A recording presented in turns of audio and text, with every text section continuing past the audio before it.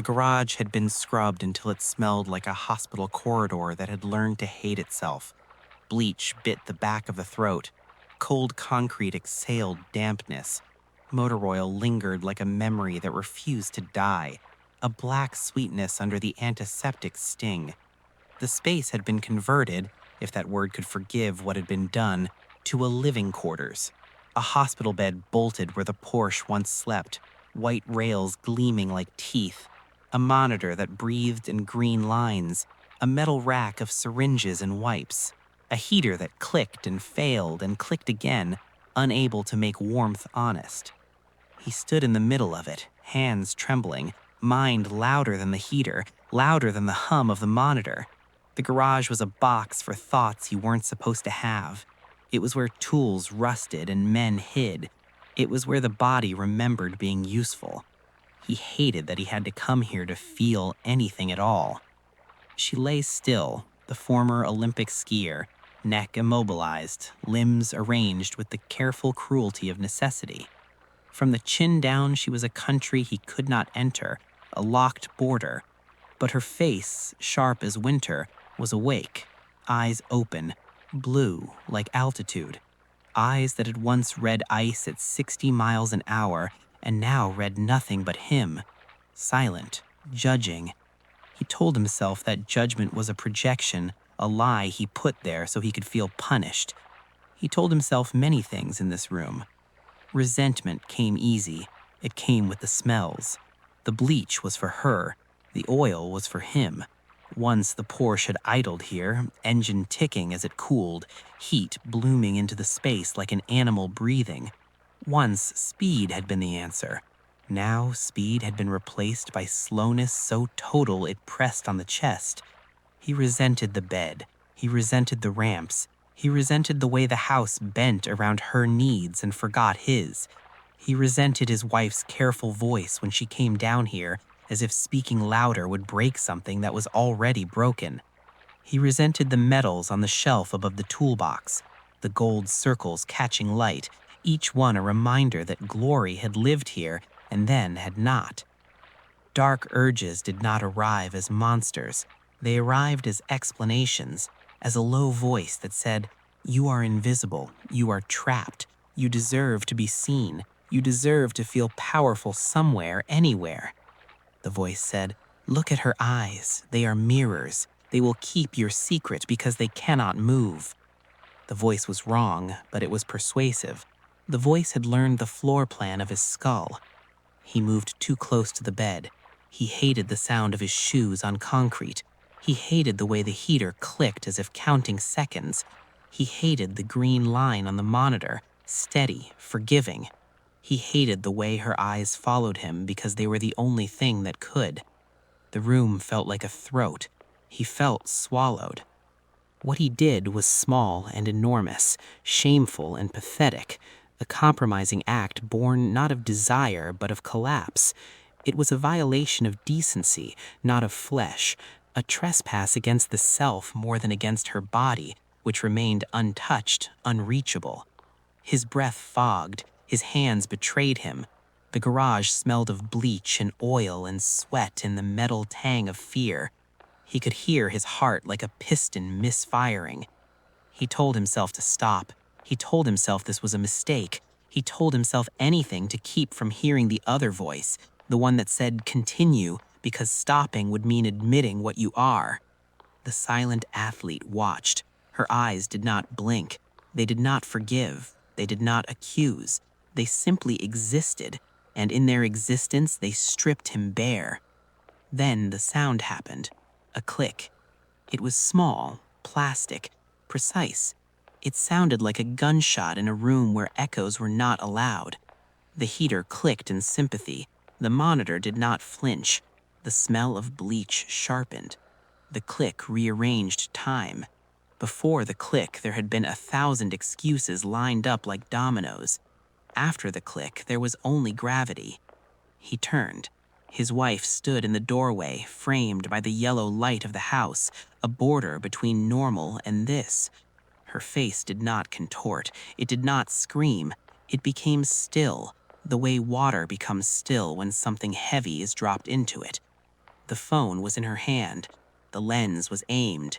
The click repeated itself in his head over and over, a recoil. He tried to speak. His mouth made a shape that once knew his name. The words did not come. His wife's eyes went to her sister's face, to the blue eyes that had seen mountains and now saw this. There was a question there that did not need an answer. There was an answer there that could not be undone. The garage shrank. The smells crowded him. Oil, bleach, sweat, old rubber, cold concrete. The metals above the toolbox glinted, obscene. The bed rails gleamed. The green line marched on, indifferent. He felt smaller than the tools, smaller than the heater that could not warm anything, smaller than the Porsche that was gone. His wife lowered the phone. She did not say his name. She did not say her sister's. She did not say anything at all. She looked at him once more, as if committing the shape of his failure to memory, and then she turned and walked out without saying a word. Dinner arrived like a sentence already decided. The table was set with care that felt punitive, plates aligned, cutlery polished, napkins folded into neat triangles that pointed inward like accusations. The overhead light hummed faintly, an insect trapped in glass. The house smelled of roasted meat and lemon detergent, domestic and clean, as if the garage had never existed. As if nothing had happened. They sat. Silence thickened. It pressed against his ears until he could hear his own swallowing, the soft click of saliva. The wife did not look at him. She chewed with discipline. The sister was not present. Her absence was louder than any chair scraped across tile. He felt her eyes anyway, imagined them everywhere, on the walls, in the reflection of the knife, in the dark window that mirrored the room back at itself. Midway through the meal, the wife reached into her pocket and placed her phone on the table. She did not slam it. She did not slide it dramatically. She set it down as one might place a coaster. The screen lit up. The photo was there, cropped, clear, merciless. A frozen second that smelled like bleach and oil, even here, even now. The overhead light caught the glass and flared. He looked away and then looked again, because looking away did nothing. "Tomorrow," she said, finally. Her voice was even, practiced. "We go to the dealership." He waited for the rest. It came like a blade. A 911 Turbo. He laughed, because his body still believed laughter could deflect blows. The sound died on the tablecloth. She met his eyes then, and there was no heat in them, only arithmetic. "You will buy it," she said, "in my name." The silence reassembled itself, now with a center. He tasted iron. He thought of numbers, savings, equity, interest, thought of them like a man thinking of distances while drowning.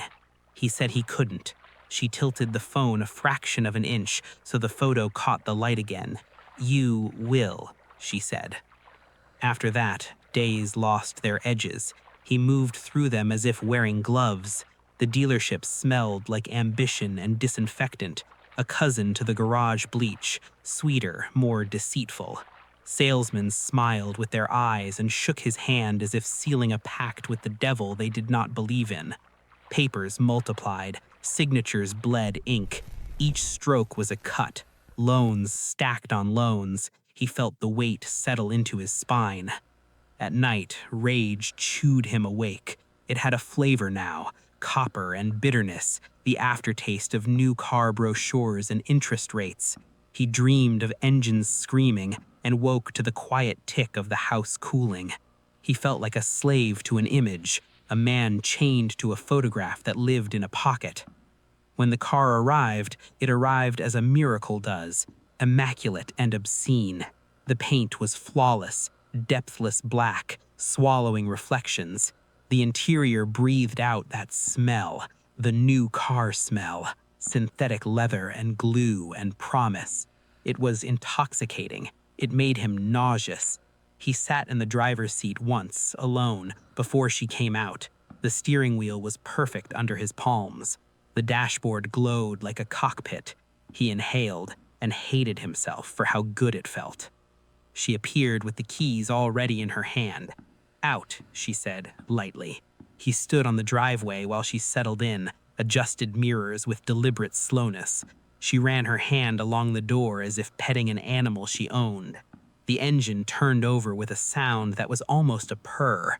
The new car smell spilled out, mixing with the cold air, mixing with his bitterness until he couldn't tell which was which. She leaned out the window. "Smile," she said. "This is what silence buys." He did not smile. She laughed anyway, sharp and bright, and pulled away.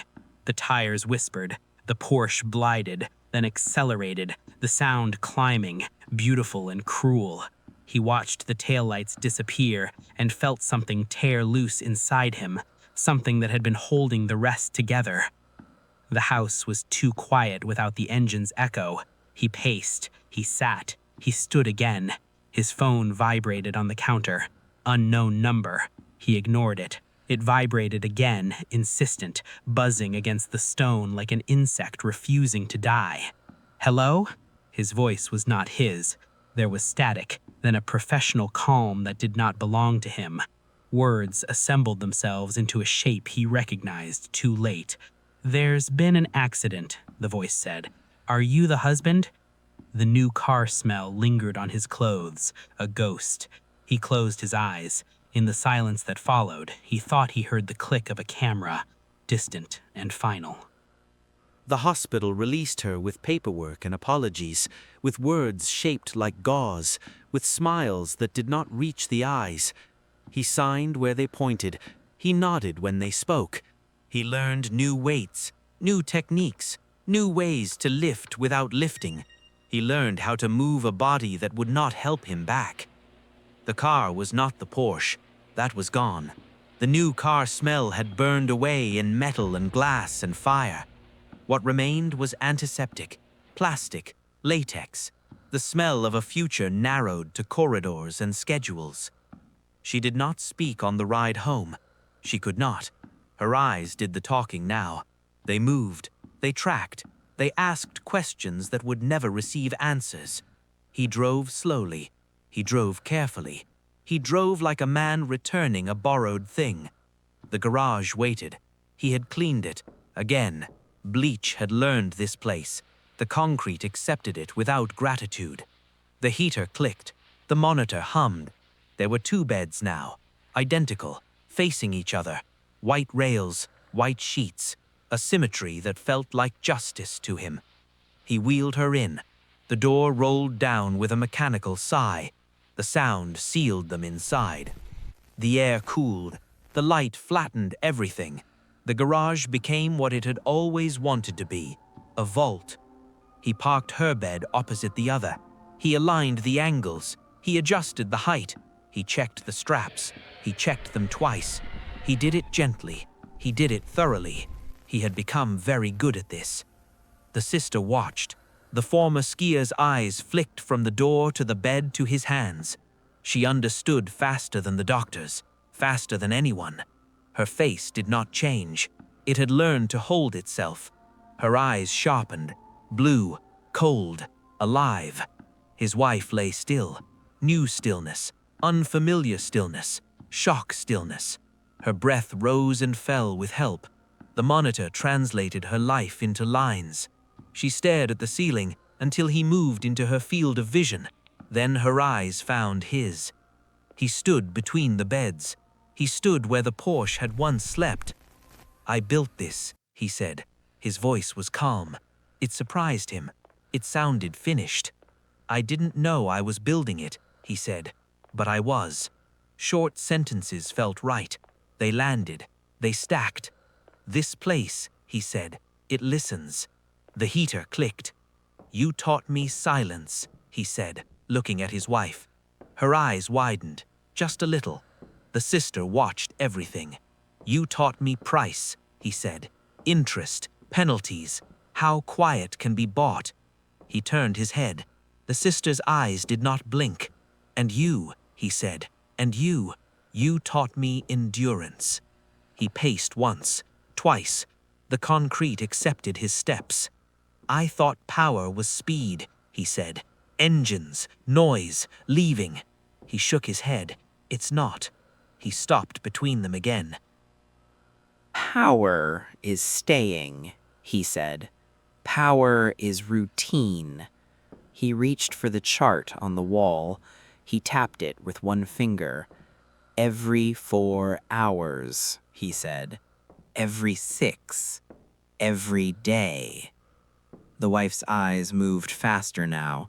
Fear learned to run marathons when the body cannot. "I know what you're thinking," he said, "that someone will come." He smiled. It did not touch his eyes. "They already did," he said. "They left you with me." The sister made a sound. It was small. It broke on the air and fell apart. He looked at her. "You see it," he said. "You always did." Her eyes hardened. A challenge. A plea. Both. "I won't hurt you," he said. "That's the trick." He adjusted the light. Lower. Flatter. More honest. "I won't raise my voice," he said. "I won't rush." He leaned in, close enough that they could smell him. Not sweat, not oil. Soap. Clean hands. "I will be correct," he said. He straightened. "This is not revenge," he said. "Revenge burns." He spread his hands. "This is storage," he said. The heater clicked again. The monitor drew its green truth. The two beds faced each other like mirrors that refused to lie. "You will watch," he said. "That's the punishment." He looked at his wife. "You will watch her," he said, "and she will watch you." He looked at the sister. "You will watch her learn," he said, "what you learned." He nodded once. "I will keep the door closed," he said, "for temperature, for hygiene." He walked to the wall. He flicked the switch. The garage light settled into its long state. He checked the lock. He always checked the lock. "This place keeps secrets," he said. "It kept mine." He turned back to them. "Now it keeps you." He rolled the tool chest a few inches, just to hear the sound, just to mark time. "There is no schedule for leaving," he said. The heater clicked. The monitors hummed. The concrete exhaled its cold. The door did not open again. If you want to unlock more secrets from the Vault of Betrayal, make sure to subscribe.